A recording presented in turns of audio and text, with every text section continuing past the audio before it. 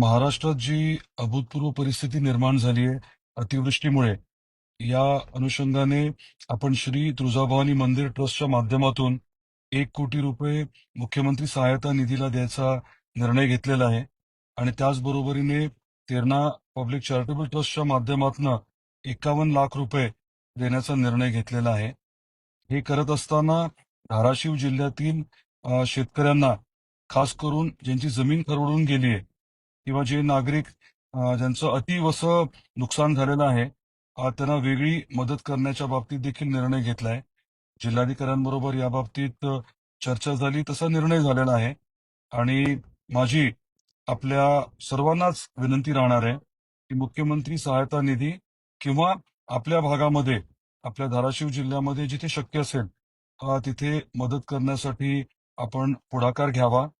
खास करून धाराशिवचे जे भूमिपुत्र आहेत, जे बाहेर राहतात, मुंबई पुण्याला राहतात, देशात परदेशात राहतात, त्यांनी देखील या आणीबाणीच्या परिस्थितीमध्ये आपली जबाबदारी ओळखून आपल्याला जे शक्य आहे ते निश्चितपणे मदत करावी, ही आपल्या सर्वांना मला आग्रहाची विनंती करायची आहे.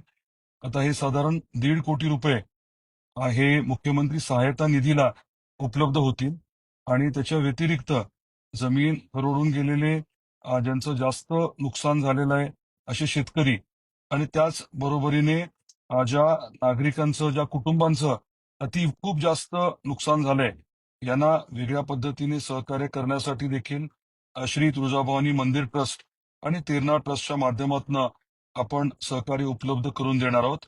आणि पुनश्च आपल्याला देखील विनंती आहे की जे शक्य असेल ते आपण देखील सहकार्य करावं. आपली जबाबदारी ओळखून प्रत्येकाने आपला खारीचा वाटा जो आहे तो उचलावा, अशी मी आपल्या सर्वांना आग्रहाची विनंती करतो. आज आणि उद्या जास्त पाऊस आहे. काही ठिकाणी रस्ते, पुलावरनं पाणी वाहतंय. आपण योग्य ती खबरदारी घ्यावी. अ, आपल्या काही नद्यांना आता पाणी सोडलं जाणार आहे. थोडासा फ्लो जो आहे तो वाढणार आहे.